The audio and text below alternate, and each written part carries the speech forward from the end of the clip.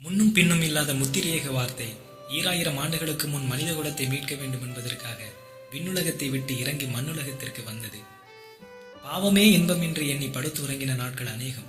ஆயினும் நீதிமான்களை அல்ல, நான் பாவிகளையே மனம் திரும்புகிறதற்கு அழைக்க வந்தேன் என்ற பரிசுத்தரே, உம்முடைய பரிசுத்த ரத்தத்தினால் என் பாவத்துயிர் போக்கி பரிசுத்த வாழ்வை ஏற்றி பரனுக்கு முன்பதாக என்னை ராஜனும் ஆசாரியனுமாய் அழைத்த பராபரனே, நானே வழியும் சத்தியமும் ஜீவனுமாய் இருக்கிறேன், என்னை இல்லாமல் ஒருவனும் பிதாவினிடத்தில் வரான் என்று சொன்ன சத்தியனே, நானே உயிர்த்தெழுதலும் ஜீவனுமாய் இருக்கிறேன், என்னை விசுவாசிக்கிறவன் மரித்தாலும் பிழைப்பான் என்று சொன்ன நித்தியனே, மரணமே மகா பெரிய சக்தி என்று நிலைத்துக் கொண்டிருந்த உலகத்திற்கு மரணத்தை விட வல்லமை மிக்க ஒருவர் வந்து, நான் மரணத்திற்கும் பாதாளத்திற்கும் உரிய திறவுகளை உடையவராய் இருக்கிறேன், நீங்கள் பயப்படாதிருங்கள், சமாதானத்தை உங்களுக்கு வைத்து போகிறேன், என்னுடைய சமாதானத்தையே உங்களுக்கு கொடுக்கிறேன், உங்கள் இருதயம் கலங்காதிருப்பதாக என்று சொன்னது எத்தனை ஆச்சரியம்!